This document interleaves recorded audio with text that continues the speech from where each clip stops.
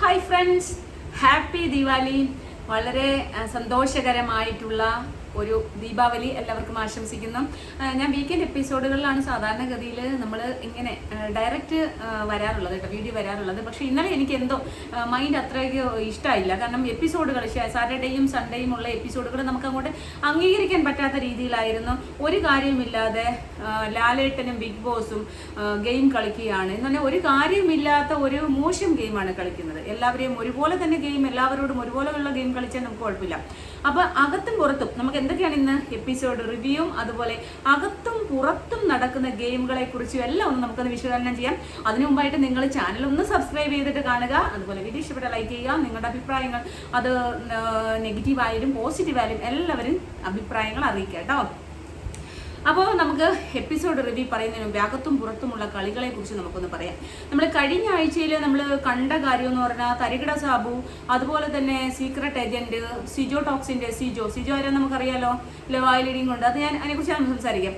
അങ്ങനെ കുറേ ആൾക്കാർ, കുറേ യൂട്യൂബ് ചാനലുകാർ, ഫേമസ് ആയിട്ടുള്ള വളരെ പ്രശസ്തരായിട്ടുള്ള കുറേ യൂട്യൂബ് ചാനലുകാരൊക്കെ വന്നിരുന്ന് അനീഷിനെ ഭയങ്കര മോശമായിട്ട്, വളരെ മോശമായിട്ട് ഒരു അഭിസംബോധന ചെയ്തുള്ള സംസാരങ്ങൾ. തരികിട സാബുവിൻ്റെ, നമുക്ക് ആദ്യം തരികിട സാബുവിൻ്റെ കാര്യങ്ങൾ തന്നെ. തരികിട സാബു ബിഗ് ബോസ് ഹൗസിലേക്ക് കയറിപ്പോയിട്ട് അവിടെ ഉണ്ടായ കാര്യങ്ങൾ, കാരണം പല ആൾക്കാരെയും അവിടുത്തെ കണ്ടസ്റ്റന്റുകളെ റോസ്റ്റ് ചെയ്യാൻ പറഞ്ഞപ്പോൾ ആ റോസ്റ്റിങ്, പിന്നെ ഒരുപാട് സംസാരിച്ചു. എല്ലാവരുടെ അടുത്തും പോയിരുന്നു സംസാരിക്കുന്നുണ്ടായിരുന്നു. പാതിരാത്രി അനീഷിനെയും ഷാനവാസിനെയും വിളിച്ച് സംസാരിച്ചു. അങ്ങനെയുള്ള കുറേ കാര്യങ്ങൾ. പിന്നെ അതിനുശേഷം സ്ഥലം മാറിയിരുന്നതിനെ കുറിച്ച് സംസാരിച്ചിട്ടുണ്ടായിരുന്നു. സ്ഥലം മാറിയിരുന്നപ്പോൾ എന്തിനാണ് വഴക്കുണ്ടാക്കിയെന്ന് ചോദിച്ചു. അതിനൊക്കെ അനീഷ് കൃത്യമായിട്ടുള്ള മറുപടിയാണ് തരികിട സാബുവിന് കൊടുത്തത്. കാരണം സോഫയുടെ 60 ദിവസവും സോഫയുടെ സൈഡിലാണ് ഇരുന്നത്. അന്ന് സോഫയിലെ ചാരിയിരിക്കുന്ന സോഫ, സ്ഥലം തികയാത്തതുകൊണ്ട് ചാരിയിരിക്കുന്ന സോഫ എല്ലാവർക്കും ഉണ്ടായിരുന്നു. അപ്പോൾ എല്ലാവരും പറഞ്ഞു, അപ്പോൾ അല്ലാത്ത രണ്ട് അപ്പുറത്ത് ഇപ്പുറത്ത് സ്റ്റൂള് പോലൊരു സോഫ, ചെറിയ ഒരു ഇതുണ്ടായിരുന്നു. അപ്പോൾ അത് ആർക്കും അതിനകത്ത് ഇരിക്കാൻ ബുദ്ധിമുട്ടായിരുന്നു, കാരണം ചാരി ഇരിക്കാൻ പറ്റാത്തതുകൊണ്ട്. അത് അനീഷ് എടുത്തിട്ട് ശരി ഞാൻ ഇത് വെച്ചിരുന്നോളാം എന്ന് പറഞ്ഞ് അനീഷ് ആദ്യം മുതൽ അവിടെ ഇരിക്കാൻ തുടങ്ങി. 60 ദിവസം കഴിഞ്ഞപ്പോഴാണ് ആദിലേക്കും നൂറയ്ക്കും ഭൂതോദയം ഉണ്ടായത്. ചിലപ്പോൾ അതങ്ങാണോ ആയിരിക്കുമോ, കാരണം വൈൽഡ് കാർഡ്സ് കയറി വന്നപ്പോൾ മനസ്സിലായി അനീഷിനും അനുമോൾക്കും ഒക്കെ സപ്പോർട്ട് ഉണ്ട് എന്ന് മനസ്സിലായപ്പോൾ അവിടെ വന്നിരിക്കാനായിട്ട് അവർ ശ്രമിച്ചു, വെറുതെ ചൊറിയാൻ വേണ്ടിയിട്ടാണ്. അപ്പോൾ പറഞ്ഞത് അതെന്തിനാണ് നിങ്ങൾ അവിടെ വന്നിരിക്കാൻ ശ്രമിക്കുന്നത്, നിങ്ങൾ 60 ദിവസം നിങ്ങൾക്കൊക്കെ ചാരി ഇരിക്കാൻ പറ്റാഞ്ഞതുകൊണ്ടല്ലേ ഞാനിത് എടുത്തുകൊണ്ട് വന്ന് ഇവിടെ ഇട്ട് ഞാൻ ഇരുന്നത് എന്നൊക്കെയുള്ള ചോദ്യങ്ങൾ ചോദിച്ചു. അത് തരികിട സാബു ചോദിച്ച സമയത്ത് എന്തെങ്കിലും, അപ്പോൾ അത് ഓർഡർ ചെയ്തതാണ് എന്നുള്ളതാണ് തരികിട സാബ് പറയുന്നത്. അപ്പം നിങ്ങൾക്ക് എന്തെങ്കിലും ഡിസോർഡർ ഉണ്ടോ എന്ന് ചോദിച്ചപ്പോൾ പറഞ്ഞ് നിങ്ങൾക്കുണ്ടോ, അതുപോലെയുള്ള ഡിസോർഡർ താങ്കൾക്കുണ്ടോ എന്ന് തിരിച്ച് അനീഷ് ചോദിച്ചു. അപ്പോൾ ഇതൊന്നും നമ്മുടെ തരികിട സാബുവിന് അങ്ങോട്ട് പിടിച്ചില്ല കേട്ടോ. അപ്പോൾ അനീഷ് ഏട്ടൻ ഈ കുറിക്കുകൊള്ളുന്ന മറുപടി പറഞ്ഞതും പുള്ളിക്ക് പുള്ളിയെ താണ് തൊഴുത്, അയ്യോ സാബു ചേട്ടാ, സാബു അണ്ണ എന്നൊക്കെ വിളിച്ച് താണ് വീണ് തൊഴുത് നിൽക്കുമെന്നും വിചാരിച്ചു. കാരണം ബിഗ് ബോസ് സീസൺ 1 വിന്നറാണല്ലോ. അതെങ്ങനെയാണ് വിന്നറായെന്നൊക്കെ നമുക്ക് നന്നായിട്ട് അറിയാം. പുള്ളിമാണ് വിന്നർ ആവേണ്ട ഒരു സീസൺ ആയിരുന്നു അത്. പിന്നെ അത് ഇതുപോലെ തന്നെ സോഷ്യൽ മീഡിയ വളരെ വലിയ ഒരു പ്രാബല്യത്തിലൊന്നും എത്തിയെന്ന് എനിക്ക് തോന്നുന്നില്ല. എതിരഭിപ്രായമുള്ളവർക്ക് പറയാം. അപ്പോൾ അതുകൊണ്ടൊക്കെ തന്നെ തരികിട സാബു അതിൻ്റെ ബിഗ് ബോസ് സീസൺ 1 വിന്നറായി മാറി. അപ്പോൾ അതിൻ്റെ ഒരു അഹന്ത, ഞാൻ ബിഗ് ബോസ് സീസൺ 1 വിന്നറാണ് എന്നുള്ളൊരു അഹംഭാവം പുള്ളിക്ക് എപ്പോഴുണ്ട്. പുള്ളി എപ്പോഴും ഈ ഒരു ബിഗ് ബോസിന്റെ എല്ലാ സീസണുകളിലും ഇങ്ങനെ ഗസ്റ്റ് ആയിട്ടൊക്കെ കയറിപ്പോകുന്ന ആളാണ്. കഴിഞ്ഞ പ്രാവശ്യം ഗെയിം ചേഞ്ചർ ആയിട്ടാണ് കയറിപ്പോയത്, ശ്വേത ചേച്ചിയായിട്ട്. അപ്പോൾ അതുകൊണ്ട് തന്നെ നമ്മൾ അതിനെ ഒന്നും പറയുന്നില്ല. ഒരാളോട് ചോദിക്കുന്ന ചോദ്യത്തിന് അയാൾ കൃത്യമായി മറുപടി പറയുന്നത് എന്തുകൊണ്ടാണ് ഇഷ്ടപ്പെടാതെ വരുന്നത്. പിന്നെ അതിന് ശേഷം പിന്നീട് അയാളെ രാത്രിയിൽ അയാൾ ഷാനവാസിനെ ഉറക്കാതെ 4:30 മണിക്ക് ഞാൻ ലൈവ് നോക്കിയപ്പം അവർ രണ്ടുപേരും ഇരുത്തി ഈ തരികിട സാബ് സ്മോക്കിംഗ് ഏരിയയിൽ പോയി സിഗരറ്റ് വലിക്കുന്ന സമയത്ത് സ്മോക്കിംഗ് ഏരിയയിൽ നിർത്തി സംസാരിക്കണം. പിന്നെ വന്ന് സോഫയിലിരുന്നു. അങ്ങനെയുള്ള അപ്പം അനീഷേട്ടൻ ആ സിഗരറ്റ് സ്മോക്കിംഗ് വലിക്കുന്നിടത്ത് മാറി അങ്ങ് അകത്ത് പോയി തിരിച്ച് പിന്നെ വീണ്ടും അനീഷ് എന്താണ് ഇവിടെ വന്നിരിക്കുക എന്നൊക്കെ പറഞ്ഞ് സംസാരിക്കുന്നുണ്ടായിരുന്നു. അതിനുശേഷം പോകാൻ നേരത്ത് ബിഗ് ബോസ് ഒരു ടാസ്ക് കൊടുത്തു. അത് നമുക്കറിയാം, റോസ്റ്റിംഗ്. ആ റോസ്റ്റിങ്ങിൽ നല്ല കുറിക്കു കൊള്ളുന്ന മറുപടി. ആ റോസ്റ്റിങ്ങിൽ യഥാർത്ഥത്തിൽ പറഞ്ഞാൽ തരികിട സാബ് റോസ്റ്റ് ചെയ്തതിൻ്റെ 1000 മടങ്ങാണ് തിരിച്ചങ്ങോട്ട് റോസ്റ്റ് ചെയ്തത്. ആരാണ്? അനീഷേട്ടൻ. അതിൻ്റെ വൈരാഗ്യം പുള്ളിക്ക് അത് ഭയങ്കര ഇൻസൾട്ടിങ് ആയിട്ടാണ് ഫീൽ ചെയ്യുന്നതാണ് എനിക്ക് തോന്നുന്നത്. പുള്ളി പറയുന്നത് എനിക്ക് അത് ഒന്നും തോന്നിയില്ല. എന്നെ എന്തിനാണ് ഇങ്ങനെ കൈ ചൂണ്ടി കൈ ചൂണ്ടി നെഞ്ചത്തേക്ക് കൈ ചൂണ്ടി എനിക്ക് ആര് മുന്നിലും ഞാൻ നെഞ്ചുയർത്തുന്ന അവരുടെ നെഞ്ചത്തേക്ക് നിറയൊഴിക്കാൻ എനിക്ക് പറ്റും എന്നുള്ള രീതിയിൽ സംസാരിച്ചപ്പം അനീഷ നീ എന്തിനാടാ ഇങ്ങനെയൊക്കെ സംസാരിക്കുന്നത് എന്നൊക്കെ പുള്ളി അപ്പം തന്നെ കുറച്ച് അത് ആ ഒരു ടാസ്ക് കഴിഞ്ഞപ്പോൾ തന്നെ ചോദിച്ചു. അപ്പോൾ അതിൽ നിന്ന് മനസ്സിലാക്കാൻ പുള്ളി എനിക്കിതൊന്നും ഏശത്തില്ല, പക്ഷെ പുള്ളിക്ക് അത് നന്നായിട്ട് ഏശി. അതിൻ്റെ പ്രതിഫലനമാണ് പുറത്തോട്ട് ഇറങ്ങി നിന്നിട്ട് വളരെ മോശമായിട്ട് അവൻ വാണക്കുറ്റിയാണ്, ഏതോ എങ്ങാണ്ടോ കിടന്നൊരു വാണക്കുറ്റി അവൻ എവിടെ കണ്ടൊക്കെ എന്തോ ചാനലുകളിൽ നിരങ്ങി നടന്നതാണെന്നും ചാനലിലെല്ലാം ലൈവ് ചെയ്ത് നടന്നതാണെന്നും കണ്ട റിയാലിറ്റി ഷോയിലെല്ലാം പങ്കെടുത്ത ഒരു വാണക്കുറ്റിയാണെന്നും അങ്ങനെയൊക്കെ പറഞ്ഞ് വളരെ മോശമായിട്ട്, ഞാൻ ഈ പദം പ്രയോഗിക്കേണ്ടെന്ന് വിചാരിച്ചതാണ്, പക്ഷെ പ്രയോഗിച്ചല്ലേ പറ്റൂ, നമ്മളൊരു റിവ്യൂ പറയുന്ന ഒരാളായി പോയില്ലേ. അപ്പോൾ ഇങ്ങനെ വളരെ മോശമായിട്ടാണ് അയാൾ തരികിട സാബു എന്ന് പറയുന്ന വ്യക്തി, ഞാൻ അയാളെ സാബു ചേട്ടൻ എന്നൊക്കെയാണ് സംബോധന ചെയ്തിരുന്നത്. പക്ഷെ എനിക്കിപ്പോൾ വീണ്ടും അയാളുടെ ഇന്റർവ്യൂസ് കാണുമ്പോൾ നമുക്ക് അയാളോടുള്ള ആ ഒരു റെസ്പെക്ട് നഷ്ടപ്പെട്ടു. അപ്പോൾ പിന്നെ ഞാൻ അയാളെ ഇനി ചേട്ടനെ വിളിച്ചിട്ട് കാര്യമില്ല. ഇപ്പം ഞാൻ അനീഷ് ചേട്ടനെ വിളിക്കുന്ന അയാൾ എന്നേക്കാൾ മൂത്തതായതുകൊണ്ടല്ല, അദ്ദേഹത്തിനുള്ള ഒരു ഇഷ്ടം, ഒരു റെസ്പെക്ട്, ഞാൻ അതുകൊണ്ടാണ് എല്ലാവരെയും ചേട്ടൻ അല്ലെങ്കിൽ ചേച്ചി എന്ന് സംബോധിച്ചത്. ഞാൻ എങ്ങനെ എന്നെക്കാട്ടി മൂത്ത ആൾക്കാരായോ ഇളയ തന്നെ നോക്കാറില്ല. കാരണം മൂത്ത ആൾക്കാരെ ഇപ്പോൾ ഞാൻ എൻ്റെ ഏട്ടന്മാരെ പോലും ഞാൻ പേരാണ് വിളിക്കുന്നത്. അപ്പോൾ എന്നെയും കൂടെ ഒരുപാട് ചേച്ചി മൂത്ത ആൾക്കാരെ എന്നെ ചേച്ചി എന്നും ഒക്കെ വിളിക്കാറുണ്ട്. അപ്പോൾ നമ്മുടെ ഉള്ളൊരു സ്നേഹവും റെസ്പെക്റ്റും ഉണ്ട്. അതുകൊണ്ടാണ് ഞാൻ അനീഷ് ചേട്ടനെയും അങ്ങനെ ഷാനുക്കായും ഒക്കെ വിളിക്കുന്നത്. അപ്പോൾ ഷാനുക്ക ചിലപ്പോൾ നമ്മളെക്കാട്ടി ചേച്ചി മൂത്തതായിരിക്കാം. അപ്പോൾ എന്തായാലും തന്നെ ഇങ്ങനെ ഭയങ്കര മോശമായിട്ട്, വളരെ മോശമായിട്ട് എത്രമാത്രം ഒരാളിനെ ഇകഴ്ത്താവോ അത്രമാത്രം ഒരാളിനെ ഇകഴ്ത്തിക്കൊണ്ട്, മീൻസ് ഡീഗ്രേഡ് ചെയ്തുകൊണ്ട് സംസാരിക്കുന്നത് പല പ്രാവശ്യം പല ഇന്റർവ്യൂകളും കണ്ട്. എന്തിനാണ് ഇയാൾക്ക് ഈ അനീഷിനോട് ഇത്രയും ദേഷ്യം എന്താണ്? അതുപോലെ തന്നെ അനീഷ് എന്ന് പറയുന്ന ഒരു വ്യക്തി കോമണർ ആയിട്ടാണ് ബിഗ് ബോസ് സീസൺ 7ലേക്ക് കയറിപ്പോയത്. ബിഗ് ബോസ് സീസൺ 7ന്റെ മൈറ്റിയുടെ കോൺടാക്സ്റ്റ് വഴി കയറിപ്പോയ ഒരേ ഒരാളാണ്. ലക്ഷക്കണക്കിന് ആൾക്കാർ അയച്ചു, ഓൾറെഡി ഞാൻ പോലും അയച്ചു. അത് കറക്റ്റ് ആയോ എന്ന് എനിക്കറിയില്ല, ഫെയിൽ ഞാൻ അയച്ചത് കറക്റ്റ് ആയോ, അതിന്റെ MP കൂടുതലായിരുന്നോ കുറവായിരുന്നോ, അത് ഫെയിലർ ആയോ ഒന്നും നമുക്കറിയില്ല. പക്ഷെ ഞാനും അയച്ച ഒരാളാണ്, തമ്പാനൂർ മൈജി പോയി ഇൻട്രഡക്ഷൻ വീഡിയോ എടുത്ത് അയച്ച ഒരാളാണ്. അങ്ങനെ ലക്ഷോപലക്ഷം ആൾക്കാർ അയച്ചിൽ നിന്ന് ഒരാളെ സെലക്ട് ചെയ്ത് ഇന്റർവ്യൂവിനെ വിളിച്ച് അതിൽ നിന്ന് എടുത്ത ഒരാളാണ്. കോമണർ തസ്തികയിലാണ് നമ്മളെല്ലാം അയച്ചത്. കോമണർ കാറ്റഗറിയിൽ അയച്ച ഒരു പേഴ്സൺ ആണ്, ഒരു വ്യക്തിയാണ് അനീഷ്. അപ്പോൾ അയാൾ കോമണർ എന്നുള്ള രീതിയിലാണ് അയാൾ ആ ബിഗ് ബോസ് ഹൗസിലേക്ക് കയറിപ്പോയത്. അയാൾ ഹൗസിലേക്ക് കയറിപ്പോയി കഴിഞ്ഞാൽ പിന്നെ അയാൾ കോമണർ ഉണ്ട്, പക്ഷെ അയാൾ പുറത്തുനിന്ന് കോമണർ എന്നുള്ള ഇതിലാണ് കയറിപ്പോയത്. അപ്പോൾ ഈ കോമണർ എന്ന് പറയുന്നത് കോമണറായിട്ട് കയറിപ്പോയി എന്ന് പറയുന്നതിൽ എന്താണ് തെറ്റ്? അതേ കണക്ക് പുള്ളി ഒന്നും പറഞ്ഞില്ല. പുള്ളി പറഞ്ഞ് എന്നെ പോലെ കോമണറായിട്ടാണ് ഞാൻ കയറി വന്നത്, അതുപോലെ 5 പേരെയെങ്കിലും, അതേപോലെ സാധാരണ വീട്ടമ്മമാരോ അങ്ങനെയുള്ള ആൾക്കാരിൽ നിന്ന് 5 പേരെയെങ്കിലും എടുക്കുന്നതായിരിക്കും നല്ലത്. അത് എൻ്റെ അഭിപ്രായം മാത്രമാണ് എന്ന് പറഞ്ഞതിന് ഈ തരികിട സാബു എന്ന് പറയുന്ന അയാൾ ഹാലളകി. ഈ തരികിട സാബുവിന് നോക്കിയപ്പം ഒരു കോമണർ എന്ന് പറയുന്നത്, കോമണറായിട്ട് ഒരു മനുഷ്യൻ വന്നു, അയാൾ എഴുത്തുകാരനാണ്, അയാൾ കൃഷിക്കാരനാണ്, അയാളൊരു ഗവൺമെന്റ് എംപ്ലോയി ആണ്. ഇതെല്ലാമായ ഒരാൾ വന്നിട്ട് പിന്നെ കോമണർ എന്ന് പറഞ്ഞത് അയാൾക്ക് ഇഷ്ടപ്പെട്ടില്ല. അയാൾ കയറിപ്പോയി തസ്തിക്കാണ് അയാൾ പറഞ്ഞത്. അതിനുശേഷം അയാളെ വന്ന് മോശമായിട്ട് എന്തുമാത്രം മോശമാക്കാം. അയാൾ വന്ന പേഴ്സണൽ ഗ്രഡ്ജ് അല്ലേ ഇത്? പേഴ്സണലായിട്ട് ഒരു വ്യക്തിയോട് എന്തിനാണ് ഗ്രഡ്ജ്? അവൻ ഏതോ ഒരുത്തൻ വാണക്കുറ്റി, ഏതോ എവിടെ കണ്ട് കിടന്ന ഒരുത്തൻ, അതാണ് സംഭവം. ഇയാൾക്കൊക്കെ എന്ത് സ്റ്റാൻഡേർഡ് ഉണ്ട്? ഇയാൾക്കൊക്കെ എന്ത് വിവരം, എന്ത് ബോധവും വിവരമുണ്ട്? അല്ല ഞാൻ അറിയാനില്ല. ഇയാൾക്ക് എന്തെങ്കിലും ഒരു ബോധവും വിവരം ഉണ്ടെങ്കിൽ ഒരു വ്യക്തിയെ ഒരു റിയാലിറ്റി ഷോയിൽ പങ്കെടുന്ന അയാൾ എന്ത് വലിയ ഇയാളോട് വല്ല തെറ്റ് ചെയ്ത് അയാൾ സാർ എന്നാണ് അനീഷേട്ടൻ ഈ സാബുവിനെ വിളിച്ചത്. ഈ സാബു മോൻ എന്ന് പറയുന്ന വ്യക്തിനെ വിളിച്ചത് സാർ എന്നാണ് സംബോധന ചെയ്തതിന്. ആ മനുഷ്യനെയാണ് ഇവിടെ വന്ന് ഏതോ ഒരുത്തൻ ഒരു വാണക്കുറ്റി. അപ്പോൾ ഇവന്റെയൊക്കെ സ്റ്റാൻഡേർഡ് മനസ്സിലാക്കണം. എനിക്കങ്ങനെ പറയേണ്ടി വന്നിട്ട് ഈ ആൾക്കാരുടെയൊക്കെ ഒരു സ്റ്റാൻഡേർഡ് ഒന്ന് ആലോചിച്ചേക്കും. ഓരോ വ്യക്തികളെ കുറിച്ച് പറയുന്ന നമ്മൾ സംസാരിക്കും. എൻ്റെ തന്നെ ഞാനും ലോക്കൽ താഴത്തോടെ സ്റ്റാൻഡേർഡിലേക്ക് പോയി. ഇവൻ ഞാൻ അയാളെ സംഭവം ചെയ്തപ്പോൾ ഞാൻ ആ ഒരു സ്റ്റാൻഡേർഡിലേക്ക് പോയി. എനിക്കറിയാം വെൽ എഡ്യൂക്കേറ്റഡ് ഒരു വ്യക്തി, നമ്മൾ അങ്ങനെ ഒരാളെ കുറിച്ച് പറയാൻ പാടില്ല. പക്ഷെ ഇത് കേൾക്കുമ്പോൾ നമുക്കുണ്ടാകുന്ന ദേഷ്യം ഉണ്ടല്ലോ. അനീഷ് എന്ന് പറയുന്ന വ്യക്തി ഇയാളോട് അങ്ങനെ എന്തെങ്കിലും പറഞ്ഞു, അയാൾ പറഞ്ഞത് എന്താണ്? കോമണറായിട്ട് 5 പേരെങ്കിലും കൊണ്ടുവരണം സാർ എന്നാണ് സംഭവം. പിന്നെ എൻ്റെ നേരെ വരുന്ന എന്നെ ഇങ്ങനെ പറഞ്ഞു. ഇപ്പം എൻ്റെ നേരെ വരുന്ന ഒരു കാര്യങ്ങളും ഞാൻ വെടിയുണ്ട പോലെ അവരെ നെഞ്ചിലേക്ക് തന്നെ കൈ ചൂണ്ടി ചോദിക്കും. ഇത് പറഞ്ഞാൽ എന്തെങ്കിലും എത്ര കൂടുതൽ ഇൻസൾട്ടിങ്, അല്ല ഇത്ര കൂടുതൽ എന്താ പറയുന്നത് ഒരു ഇൻഫീരിയോറിറ്റി കോംപ്ലക്സ്. അപ്പം മനസ്സിലാക്കണം, കോമണർ എന്ന് പറയുന്ന ഇയാൾ അനീഷ് ഏട്ടൻ അവിടെ പോയി കപ്പ് വാങ്ങിച്ചുകൊണ്ട് വന്നാൽ ഭയങ്കരമായിട്ട് നാണക്കേടാവും എന്നുള്ളൊരു ചിന്ത ഉണ്ടായത് കൊണ്ട് അതെങ്ങനെയും തടയിടാൻ വേണ്ടി ഇവിടെ വന്നിരുന്ന സകലമാന ഇന്റർവ്യൂ കൊടുത്തിട്ട് അയാൾ വളരെ മോശക്കാരനാണ്, അയാൾ കോമണർ ഒന്നുമല്ല, അയാൾ സാധാരണക്കാരനല്ല, നിങ്ങളെ വെറുതെ തെറ്റിദ്ധരിപ്പിക്കുകയാണ്, പറ്റിക്കുകയാണ് എന്നുള്ള മിഥ്യാധാരണ വളർത്തുന്നു.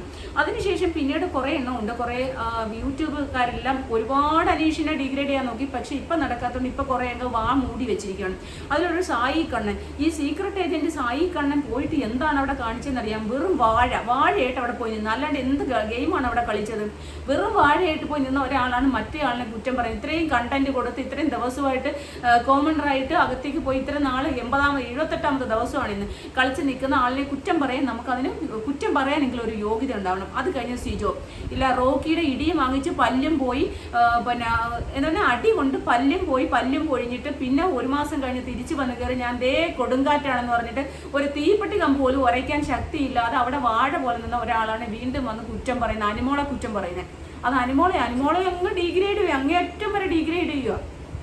അനുമോളങ്ങ് ഫേക്കാണ്, അനുമോളെ അങ്ങ് അയക്കങ്ങ് എന്താ പറയണില്ല, അനുമോളങ്ങാണ്ട് വീട്ടിലങ്ങാണ്ട് ഇരുന്ന് എന്തോ പറഞ്ഞ കണക്കുള്ള പേഴ്സണൽ ഗ്രഡ്ജ് പോലെയാണ് ഇവർ സംസാരിക്കുന്നത്. അതൊക്കെ കേൾക്കുമ്പോഴാണ് നമുക്ക് ദേഷ്യം വരുന്നത്. നന്നായിട്ട് കളിച്ച് നല്ലതായിട്ട് ഗെയിം കളിച്ച് കപ്പൊക്കെ വാങ്ങിച്ച് അല്ലെങ്കിൽ ഞങ്ങൾ നന്നായിട്ട് ഗെയിം കളിച്ച് പറയുന്ന ഒരാൾ പറഞ്ഞാൽ നമുക്ക് ഇങ്ങനെയല്ല ഗെയിം, അഖിൽ മാരാർ പറഞ്ഞാൽ നമുക്ക് മനസ്സിലാക്കാം ഇങ്ങനെയല്ല ഗെയിം കളിക്കേണ്ടത്, ഇങ്ങനെയാണ് ഞാൻ ഇങ്ങനെയാണ് കളിച്ച് വിന്നായത് എന്ന് പറഞ്ഞാൽ നമുക്ക് മനസ്സിലാക്കാം. ഇത് ഒരു ചുക്കും ചുണ്ണാമ്പും അറിയാതെ അവിടെ പോയി മരവാട പോലെ നിന്ന് ആരാണ്ട് ചെറുക്കൻ്റെ അടിയും വാങ്ങിച്ച് അവൻ അടിച്ച് പല്ലല്ലായിരുന്നു കൊഴിക്കേണ്ട. സത്യം പറഞ്ഞു കഴിഞ്ഞാൽ ചെറുക്കുറ്റി അടിച്ച് പൊട്ടിക്കണമായിരുന്നു. ഇങ്ങനെയുള്ള സാധനങ്ങളൊക്കെ ഇത് തന്നെ ചെയ്യേണ്ടത് കേട്ടോ.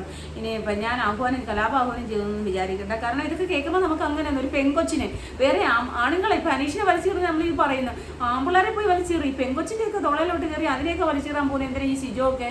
എനിക്ക് ഭയങ്കര അതിശയം തോന്നിട്ടെ. പിന്നെ അടുത്തത് കുറേ യൂട്യൂബേഴ്സ്, പിന്നെ രജി സാറ്, അയാൾ വിചാരിക്കുന്ന അയാൾ ഏറ്റവും വലിയ ഫാൻ ബേസ് ഉള്ള ഒരു മനുഷ്യനാണെന്ന രജി സാറ്.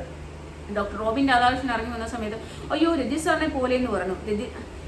ഒരു പെങ്കൊച്ചിൻ്റെ മുഖത്തും പച്ചമുളകും തേച്ച് ഒരു പാവയും പിടിച്ചുകൊണ്ടിടുന്ന അയാളെയാണ് ആരാധിച്ചത് ആൾക്കാർ. അന്ന് എനിക്കൊന്ന് സോഷ്യൽ മീഡിയ അങ്ങോട്ട് വരുന്ന കുറച്ചുകൂടി ഈ ഒരു എന്താ പറയുക കുറച്ചും കൂടി സ്പ്രെഡായി സോഷ്യൽ മീഡിയ എല്ലാവരിലേക്കും വന്ന് പബ്ലിസിറ്റി ആയിക്കൊണ്ടിരിക്കുന്ന സമയമായതുകൊണ്ട് കുറേ ആൾക്കാർ കണ്ട് കുറേ അതിനങ്ങനെ ഫാൻസ് കിട്ടി. അതിൽ ഒരു പെങ്കൊച്ചിൻ്റെ കണ്ണിൽ പച്ചമുളകും തേച്ച് പുറത്തോട്ട് ഇറങ്ങി പോരുന്ന ഒരു മനുഷ്യനാണ് അയാൾ. അതിൻ്റെ വലിയ കളി എന്നാണ് പറയുന്നത്. ഇപ്പോൾ അയാളുടെ ഗുണവധികാരമൊക്കെ നമ്മൾ കണ്ടുകൊണ്ടിരിക്കുന്നത് കൊണ്ട് കൂടുതലൊന്നും ഞാൻ പറയുന്നില്ല. അയാളാണ് പിന്നെ അനീഷിനെയും മനുമോളെയൊക്കെ കുറ്റം പറയുന്നത്. ആലോചിച്ചു നോക്കി, നമുക്ക് കുറ്റം പറയാനെങ്കിലും ഒരു ചെറിയ യോഗ്യത വേണ്ടേ മിസ്റ്റർ? അപ്പോൾ പിന്നെ കുറേ യൂട്യൂബേഴ്സ്, പിന്നെ അവർക്ക് വിട്ടിരുന്നു. ഇപ്പോൾ എനിക്ക് എൻ്റെ മുറിയിൽ എൻ്റെ ബെഡ്റൂമാണിത്, എൻ്റെ ബെഡ്റൂമിലിരുന്ന് എനിക്ക് എന്ത് വായി തോന്നാൻ വിവരക്കേടും വിളിച്ചു പറയാം. ഞാൻ ആ ബിഗ് ബോസ് ഹൗസിലേക്ക് ചെല്ലുമ്പോഴേ അറിയും നമ്മുടെ ആ ബുദ്ധിമുട്ടുകൾ. അതുകൊണ്ട് നമ്മളും ഒരുപാട് പറയുന്നില്ല. പക്ഷെ വായിൽ വരുന്ന വർത്തമാനം ഉണ്ടല്ലോ, അത് കുറച്ച് മാന്യമായിട്ടുള്ള വർത്തമാനമായിരിക്കണം. അത്രയേ ഉള്ളൂ എനിക്ക് പറയാം. നമ്മൾ അനീഷേട്ടനും അനുമോൾക്കും ഒന്നും ഫുള്ളി പോസിറ്റീവ് എന്ന് നമ്മൾ പറയുന്നില്ല. മനുഷ്യരെന്ന് പറയുമ്പോൾ പോസിറ്റീവും നെഗറ്റീവും കലർന്നവരാണ്. പക്ഷെ അവരെയും കാട്ടി 1000 മടങ്ങ് നെഗറ്റീവുള്ള ആൾക്കാരെ അവിടെ വെച്ചിട്ട് തലോടിയിട്ട് മറ്റുള്ള ഇവരെ മാത്രം കുറ്റപ്പെടുത്തുമ്പോഴാണ് നമുക്ക് അംഗീകരിക്കാൻ പറ്റാത്തത്. എല്ലാവരും ഒരുപോലെ ഒരേ സ്പേസിൽ കുറ്റപ്പെടുത്തും. അപ്പോൾ ഇന്നലത്തെ എപ്പിസോഡ് റിവ്യൂയിലേക്ക് നമുക്കൊന്ന് കിടക്കാം. ഇന്നലത്തെ എപ്പിസോഡിൻ്റെ ആദ്യം തന്നെ ക്യാപ്റ്റൻസിനെ കുറിച്ച് പറഞ്ഞു. അതിനുശേഷം പിന്നീട് ജയിൽ നോമിനേഷനാണ്. പക്ഷേ ആ ജയിൽ നോമിനേഷനിൽ എന്താണ് ബിഗ് ബോസ് ഉദ്ദേശിച്ചത്? ഒരു മനുഷ്യനെ തകർക്കാമെന്ന് വിചാരിച്ചാൽ ഏത് രീതിയിലും തകർക്കാമെന്ന് വിചാരിച്ചിട്ട് ചെയ്തതല്ലേ. അനീഷ് ഈ ജയിലിൻ്റെ ഐശ്വര്യം എന്ന് എഴുതി അത് അടച്ചു വെച്ചിട്ട് അതിനെ കൊണ്ട് ഇങ്ങനെ ഒരു സമ്മാനമുണ്ട്. 4ാമത്തെ തവണ കണ്ടിന്യൂസ് ആയിട്ട്, 5ാമത്തെ തവണയാണ് അനീഷ് ജയിലിൽ കിടക്കുന്നത്. 4ാമത്തെ തവണ കണ്ടിന്യൂസ് ആയിട്ട് ജയിലിൽ കിടന്നത് കൊണ്ട് ഒരു സമ്മാനമുണ്ട്, ഒരു സർപ്രൈസ് ഗിഫ്റ്റ് ഉണ്ടെന്ന് പറഞ്ഞ് അവിടെ വിളിച്ചുകൊണ്ട് പോയിട്ട് അത് ഇനാഗുറേറ്റ് ചെയ്യിപ്പിച്ചിട്ട് അതിനകത്ത് എഴുതി വെച്ചിരിക്കുന്നു, കൊത്തിയിരിക്കുന്നു, ബ്ലാക്ക് ആൻഡ് ഗോൾഡ് അക്ഷരത്തിൽ കൊത്തിയിരിക്കുന്നു, പിന്നെ അനീഷ് ഈ ജയിലിൻ്റെ ഐശ്വര്യം. എന്താണ് അതുകൊണ്ട് ബിഗ് ബോസ് ഉദ്ദേശിച്ചത്? ഒരാളെ അപമാനിക്കാവുന്ന എക്സ്ട്രീം ലെവലാണ് അതൊക്കെ വെറും മര്യാദ കടന്നേ പറയാൻ പറ്റൂ. യഥാർത്ഥത്തിൽ ജയിലിൽ കിടക്കേണ്ട ഒരു വ്യക്തി അവിടെ കോയിൻസ് ഒളിപ്പിച്ച് ഈ സോഫയുടെ കീഴിലോട്ട് വെക്കുന്നത് നമ്മൾ ലൈവിൽ കണ്ടതാണ്. ഇത് ഇങ്ങനെ ഉരച്ചു നോക്കിയപ്പോൾ ജയിലാണ്, അതിനകത്ത് ജയിൽവാസമാണ് ആ ഒരു പണി എന്ന് പറയുന്നത്. ആ ജയിൽവാസത്തിന്റെ കോയിൻ എടുത്ത് ആരും ഇവിടോട്ട് ഒളിപ്പിച്ച് വെച്ചിരിക്കുകയാണ്. ഇപ്പോഴും അവർ ക്ലീൻ ചെയ്ത് കഴിഞ്ഞപ്പോൾ എടുത്തു മാറ്റി കാണുമായിരിക്കും. അത് ഒളിപ്പിച്ച് വെച്ച് അവർക്ക് അറിയാം. ലാലേട്ടൻ അതിന് പണി ഉടൻ ഉണ്ടെന്ന് പറഞ്ഞിട്ട് പിന്നെ എന്താണ് ലാലേട്ടൻ അതിനെക്കുറിച്ച് സംസാരിക്കാൻ? ഞാൻ വിചാരിച്ചത് സംസാരിക്കും, കാരണം സാറ്റർഡേ എപ്പിസോഡിലായിരുന്നു, ഇന്നലത്തെ എപ്പിസോഡിൽ അത് പറയുമെന്ന് വിചാരിച്ചു. പക്ഷെ അതുണ്ടായില്ല. എന്തുകൊണ്ട് ചെയ്തില്ല? എന്തിനാണ് ആരിനെ ഇത്രയും കൂടുതൽ ലാലേട്ടനും ബിഗ് ബോസും ഇങ്ങനെ പൊക്കി പിടിച്ചിരിക്കുന്നത്? അല്ലെ കോർപ്പറേറ്റ് കമ്പനി ഉടമസ്ഥരാണ്ടോ, റിസോർട്ട് ഉണ്ടായതുകൊണ്ടോ, ഹോട്ടൽ ഉണ്ടായതുകൊണ്ടോ, അവരുടെ വീട്ടിൽ 5-6 ജോലിക്കാരുണ്ടായതുകൊണ്ടോ, അവർ പണക്കാരായതുകൊണ്ടാണോ? ഇവിടെ പണമൊന്നുമല്ല. ഈ റിയാലിറ്റി ഷോയിൽ വരുന്നതിന് മുമ്പേ നിങ്ങൾക്ക് പല ആൾക്കാരെ ഇൻഫ്ലുവൻസിലെടുക്കാം. പക്ഷേ ഷോയിലേക്ക് വന്നാൽ വോട്ടിടേണ്ട ജനങ്ങളാണ്. നമ്മുടെ കാശ് കൊണ്ട് നമ്മൾ ഹോട്ട്സ്റ്റാർ ഓൺ ചെയ്ത് ഹോട്ട്സ്റ്റാർ എടുത്തിട്ട് നമ്മൾ വോട്ടിട്ടെങ്കിലാണ് ഈ ഷോ വിജയിക്കുന്നത്. അപ്പോൾ സാധാരണക്കാരെ ജനങ്ങളാണ് വോട്ട് ചെയ്താണ് ഈ ഷോ നിലനിൽക്കുന്നതെങ്കിൽ നമ്മളോടൊരു ട്രാൻസ്പെറൻസി ഉണ്ടാവണം അല്ലേ? സാധാരണക്കാരായ ജനങ്ങളോട് ഒരു ഉത്തരവാദിത്വവും അതുപോലെ തന്നെ ഒരു സുതാര്യതയും ഈ വോട്ടിനുണ്ടാവണം. അതെനിക്ക് തോന്നുന്നില്ല ഇതുവരെ ഉണ്ടായിരുന്നു. കാരണം അവർക്ക് തോന്നുന്ന ആൾക്കാരെ അവർ പിന്നെ ഔട്ടാക്കുന്നു, തോന്നാത്ത ആൾക്കാരെ അവരവിടെ നിർത്തുന്നു. അങ്ങനെയാണ് ഇപ്പം സംഭവിച്ചുകൊണ്ടിരിക്കുന്നത്. ജനങ്ങളുടെ വോട്ടിൻ്റെ സുതാര്യതയിൽ ജനങ്ങൾക്ക് ഈ വോട്ട് ഡയറക്റ്റ് ആയിട്ട് കാണാൻ പറ്റുന്ന ഒരു സംവിധാനം ഉണ്ടാക്കണം. എങ്കിലേ നമുക്കത് വിശ്വസിക്കാൻ പറ്റൂ, അല്ലേ? ജനങ്ങൾ ചെയ്യുന്ന വോട്ടിൻ്റെ ട്രാൻസ്പെറൻസി. ഇപ്പം ഞാനൊരു വെബ്സൈറ്റ് എടുത്തിട്ടുണ്ട്, മലയാളം ബിഗ് ബോസ് വോട്ടിംഗ്.com. അതിനകത്ത് എത്ര പേര് വോട്ട് ചെയ്താലും ആ വോട്ട് നമുക്ക് കൃത്യമായിട്ട് കാണാം. അത് ലൈവായിട്ട് നിങ്ങൾക്ക് കാണാൻ പറ്റുന്ന രീതിയിൽ ഞാൻ ലൈവ് ഇട്ട് തന്നിട്ടുണ്ടായിരുന്നു.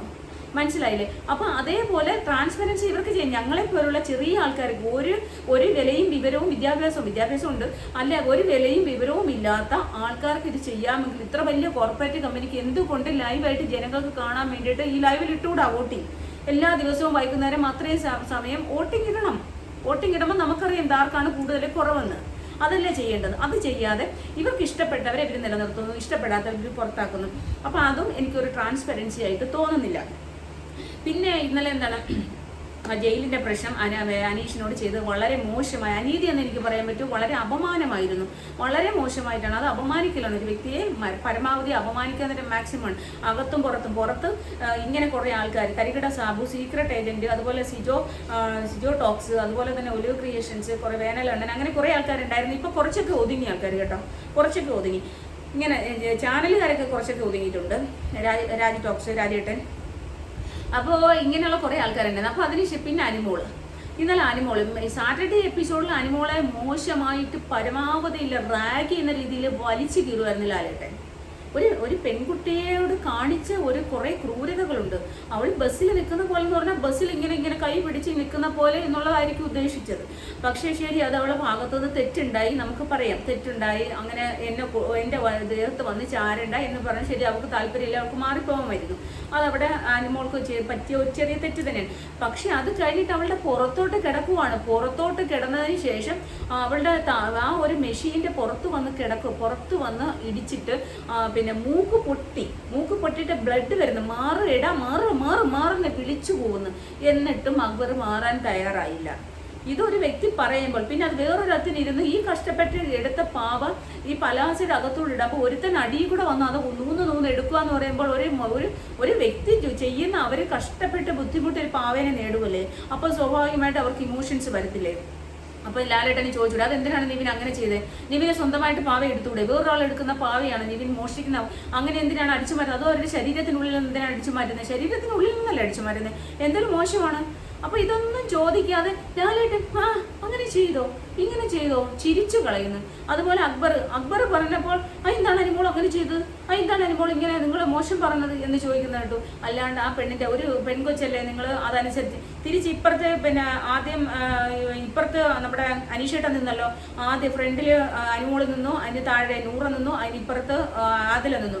അനീഷേട്ടൻ ഒരു കൈ ഇതാ ഇവിടെ ഇങ്ങനെ ഭിത്തിയിൽ പിടിക്കുകയാണ്. കാരണം അവരുടെ പുറത്തേക്ക് ആയാതിരിക്കാൻ ഒരു സ്ഥലത്ത് ഒരു കൈ പിടിച്ചുകൊണ്ട് ഇങ്ങനെ ചരിഞ്ഞ് കിടന്നിട്ട് ആ മെഷീനിലേക്ക് ചരിഞ്ഞ് കിടന്ന് മുഖം പോയി തട്ടുന്ന രീതിയിൽ അത് കൈ ഇവിടെ ഇത്രയും മുറിഞ്ഞിരിക്കുമായിരുന്നു.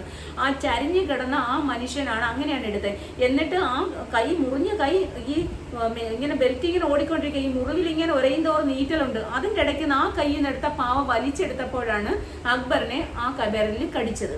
അല്ലാതെ വെറുതെ അക്ബർ വല്ലോടത്തുനിന്ന് അക്ബറിന്റെ കൈ വലിച്ചെടുത്ത് കടിച്ചല്ല. അക്ബറിന് ആ അനീഷേട്ടന്റെ കയ്യിൽ നിന്ന് പാവ വലിച്ച് പൊട്ടിക്കാൻ ഭാവിച്ചപ്പോൾ ഭാവിച്ച ആ സമയത്താണ് വിരലിൽ കടിച്ചത്. അത് വലിയ തെറ്റായിപ്പോയി. അനുമോളെ ഇതെല്ലാം ചെയ്തതും ഒരു തെറ്റുമല്ല, ഒന്നുമല്ല. ലാലേട്ടൻ എന്താണ് ആലോചിക്കുന്നത്, ലാലേട്ടൻ എന്താണ് വിചാരിക്കുന്നത് ഒന്നും എനിക്ക് മനസ്സിലാവുന്നില്ല. ലാലേട്ടൻ ഈ ഒരു ക്രൂവിന്റെ അല്ലെങ്കിൽ ബിഗ് ബോസിന്റെ അണിയറ പ്രവർത്തകരുടെ കയ്യിലെ പാവയായി എന്ന് എനിക്ക് തോന്നുള്ളൂ കേട്ടോ അത് പറയാനായിട്ടും. പിന്നെ അതുപോലെ നിവിൻ കാണിക്കുന്ന എന്തൊക്കെ കോപ്രായങ്ങളാണ്, എന്തുമാത്രം ഇറിറ്റേറ്റഡ് ആണ്. ചിലപ്പോൾ അത് ഇഷ്ടപ്പെടുന്ന ആൾക്കാരുണ്ടാവും, അനുമോളെ ഇഷ്ടപ്പെടാത്ത ആൾക്കാർക്ക് നിവിൻ അനുമോളെ ഇറിറ്റേറ്റ് ചെയ്യുന്ന ഇഷ്ടപ്പെടുണ്ടാവും. പക്ഷേ ഈ അനുമോള് നിവിൻ എന്നുള്ളതല്ല. അന്ന് ചോദിക്കും നിങ്ങൾ വിക്ടിം കാർഡ് ഇറക്കുന്നതിന് വിമൻ കാർഡ് എടുക്കുന്നത്, വിമൻ കാർഡും അല്ല. ഒരാളിൻ്റെ കയ്യിൽ നിന്ന് ഭക്ഷണം തട്ടിപ്പറിക്കാൻ ശ്രമിക്കുക, അവരുടെ സ്പ്രേ എടുത്ത് എറിയുമോ എന്ന് പേടിപ്പിക്കുക, അവരുടെ പാവക്കുട്ടിനെ എടുത്ത് എറിയുക, അവരുടെ പേഴ്സണൽ സാധനങ്ങൾ എടുത്ത് വലിച്ചെറിയുക, ഇതൊക്കെ ചെയ്യുന്നത് എന്തുമാത്രം മോശമാണ്. അതാണ് ഇന്ന് രാവിലെ തന്നെ ലൈവിൽ കാണുന്നു, അവളുടെ മുടി പിടിച്ച് വലിക്കുന്നു, മുടി പിടിച്ച് മാറ്റിയിടുന്നു. എന്തുമാത്രം ഇറിറ്റേഷനാണ്. പലതവണയും നമ്മൾ കണ്ടിട്ടുണ്ട്. ഈ സോപ്പിൻ്റെ വളരെ കെമിക്കൽസ് ആണ്. ഈ സോപ്പിൻ്റെ പതയൊക്കെ കൊണ്ടുവന്ന് തലയിൽ പാക്കിൽ കൂടെ കൊണ്ടുവന്ന് തലയിൽ ഒഴിച്ചിടുന്നത്, ഇതൊക്കെ വളരെ മോശമായ കാര്യങ്ങളാണ്. ഇതൊക്കെ എന്തുകൊണ്ടാണ് ലാലേട്ടൻ വരുമ്പോൾ വാൺ ചെയ്യാത്തത്? അപ്പോൾ അവളോട് എന്തും ആവാന്നാണോ? എന്തും ആവാന്ന് അങ്ങനെ വിചാരിക്കുമ്പോൾ ജനങ്ങളാണ് തിരിയുന്നത്. ജനങ്ങൾ പറയും എന്തും ആവണ്ട എന്ന് വിചാരിക്കും. അപ്പം അതൊരു ട്രാൻസ്പെറൻസി ഉണ്ടെങ്കിൽ ജനങ്ങളെല്ലാം തിരിഞ്ഞിരിക്കണം. പക്ഷെ അവിടെ ഒരു ട്രാൻസ്പെറൻസി ഇല്ലാത്തതുകൊണ്ടാണ് ഒന്നും നടക്കാത്തത്. ജനങ്ങൾ തീരുമാനിക്കുന്ന കാര്യങ്ങൾ, കൃത്യമായിട്ടുള്ള തീരുമാനങ്ങൾ ഇവരെ എടുക്കുന്നുണ്ടോ എന്നുള്ളത് എനിക്ക് സംശയമാണ് കേട്ടോ. പിന്നെ അതുപോലെ തന്നെ ഇന്നലത്തെ എവിക്ഷൻ, അക്ബറിന്റെ ഈ ലക്ഷ്മിയും തന്നെ പുറത്തുപോയി. ഈ അക്ബർ പിന്നെ ഈ എന്താ പറയുക, മാരുതി സുസുക്കിയുടെ വിക്ടോറിയസ് കാറിനകത്ത് 2 കാർ വന്ന് അവരെ പുറത്തേക്ക് കൊണ്ടുപോയി. എല്ലാ പ്രാവശ്യം നോമിനേഷനിൽ 2 കാറും അങ്ങനെ ഇങ്ങനെ ഓടിച്ചിട്ട് ഒരു കാർ അങ്ങ് നേരെ ഓടിച്ചു പോവുക, ഒരു കാർ അവിടെ നിൽക്കുക, ആ ആൾ അവിടെ നിൽക്കും സേഫ്, മറ്റേ ആൾ പുറത്തേക്ക്. ഇത് 2 പേരെയും എന്തിനാണ് പുറത്തേക്ക് കൊണ്ടുപോയത്? അത് തന്നെ ഇവർക്ക് ഈ അക്ബർ എന്ന് പറയുന്ന വ്യക്തിക്ക് കാര്യങ്ങൾ പറഞ്ഞു കൊടുത്ത തിരിച്ചു കൊണ്ടുവരാനാണ്. കാറിലിരുന്ന് ഒരു മിനിറ്റത്തെ കാര്യമുള്ള കാര്യം പറഞ്ഞു കൊടുക്കാൻ, ടോപ്പാണ്, നീ പാട്ടിനെ കുറിച്ച് മാത്രം, നീ പാട്ട് പാടിയാൽ മതി. അന്നൊരു മഹാദേവന്റെ പാട്ട് പാടിയപ്പോഴത്തേക്ക് ജനങ്ങളെല്ലാം അക്ബറിന് കുറേ സപ്പോർട്ട് ഉണ്ടായിരുന്നു. അപ്പൊ അതുപോലെ പാട്ടുകൾ പാടിയാൽ മതി എന്നുള്ളത് പറഞ്ഞു കൊടുത്തിട്ടുണ്ടാവും. തിരിച്ചു വന്ന അക്ബറിന്റെ മുഖഭാവത്തിൽ നിന്ന് നമുക്കത് കൃത്യമായിട്ട് മനസ്സിലാവുന്നുണ്ട്. അക്ബർ സോഫയിൽ ചരിഞ്ഞു കിടക്കുന്നു. പിന്നെ അതിനുശേഷം ഇന്നിപ്പോ രാവിലെ തൊട്ട് അക്ബർ അങ്ങ് പാട്ടുകൾ പാടാൻ തുടങ്ങി. ഇപ്പൊ ക്യാപ്റ്റൻസിയുടെ ടാസ്ക് ആയിരുന്നു, ടാസ്ക് ഇല്ലായിരുന്നു, ക്യാപ്റ്റൻസിയുടെ ആൾക്കാർ വന്നിരുന്നിട്ട് ക്യാപ്റ്റൻ ആരൊക്കെയാണെന്ന് പറഞ്ഞു. അപ്പൊ ഇത് 7ന്റെ പണിയാണ്, നിങ്ങൾ 3 പേരും ക്യാപ്റ്റൻ ആയിട്ടുണ്ട്, അപ്പോൾ പിന്നെ പക്ഷേ ഇമ്മ്യൂണിറ്റി നിങ്ങൾക്ക് ഉണ്ടാവില്ല എന്നൊക്കെ ഇന്ന് ഇപ്പൊ ബിഗ് ബോസ് ലൈവിൽ പറയുന്നുണ്ടായിരുന്നു. ഇപ്പൊ ഞാൻ ലൈവ് കണ്ടുകൊണ്ടിരിക്കുകയാണ്. ബാക്കി ലൈവ് അപ്ഡേറ്റ്സുമായിട്ട് വരാം. പക്ഷെ വളരെ മോശമായിട്ടുള്ള കുറെ പ്രവണതകളുണ്ട്. അക്ബറുമായിട്ട് ബന്ധപ്പെട്ട ഒരുപാട് ആൾക്കാർ ബിഗ് ബോസ് ഹൗസിലുണ്ട്.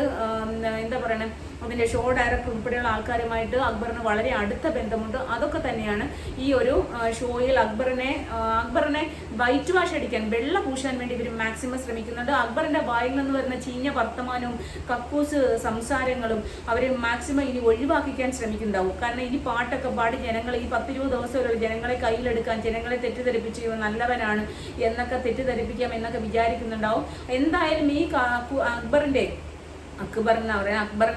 ഈ കക്കൂസ് വർത്തമാനം നമ്മുടെ എല്ലാം മനസ്സിൽ കിടക്കുന്നുണ്ട്. നമ്മൾ ഇവർ എത്രത്തോളം വൈറ്റ് വാഷ് അടിക്കാൻ ശ്രമിച്ചാലും നമുക്ക് അങ്ങോട്ട് അത് ഏശത്തില്ല. ആ വൈറ്റ് വാഷ് ഒക്കെ ഇങ്ങനെ പൊളിഞ്ഞ് പൂപ്പൽ പിടിച്ചു പോകുന്നതായിരിക്കും. അപ്പൊ എന്തായാലും എല്ലാവർക്കും എൻ്റെ വീഡിയോ ഇഷ്ടപ്പെടുന്നു എന്ന് കണ്ടതിൽ വളരെ സന്തോഷം. എല്ലാവരും സബ്സ്ക്രൈബ് ചെയ്തിട്ട് കാണണം. അതുപോലെ തന്നെ നിങ്ങളുടെ വീഡിയോ ഇഷ്ടപ്പെട്ടാൽ ലൈക്ക് ചെയ്യുക. നിങ്ങളുടെ അഭിപ്രായങ്ങൾ, അത് ഇഷ്ടപ്പെട്ടാലും അഭിപ്രായങ്ങളൊക്കെ അറിയിക്കുക. അതനുസരിച്ച് നമ്മൾ വീഡിയോസ് ഇടും. അതുപോലെ തന്നെ നമ്മുടെ വീഡിയോസ് ഇനിയിപ്പം ബിഗ് ബോസ് ഒക്കെ 20 ദിവസം കഴിയുമ്പം ബിഗ് ബോസ് ഒക്കെ തീരും. ബിഗ് ബോസ് തീരുമ്പോൾ ഞാൻ കുറച്ച് പ്രോജക്ട്സ് ഒക്കെ ചെയ്യുന്നുണ്ട്, നാടകം, അതുപോലെയുള്ള കുറച്ച് സിനിമ മീൻസ് ചെറിയ പ്രോജക്ട്സുകൾ. അപ്പോൾ അതൊക്കെ ചെയ്യുന്നുണ്ട്. അതിൻ്റെ വിശേഷങ്ങളും അതുപോലെ തന്നെ നമ്മുടെ ട്രാവൽ ബ്ലോഗുകൾ, ഫുഡ് ബ്ലോഗുകൾ ഇതൊക്കെ ചെയ്യാൻ ഉദ്ദേശിക്കുന്നുണ്ട്. നിങ്ങൾ എപ്പോഴും കൂടെ നിൽക്കുക, കട്ട സപ്പോർട്ടായിട്ട് കൂടെ ഉണ്ടാവണം. അതുപോലെ തന്നെ നിങ്ങളോടൊപ്പം എപ്പോഴും ഞാനും ഉണ്ടാവും. Okay, bye-bye, Amus.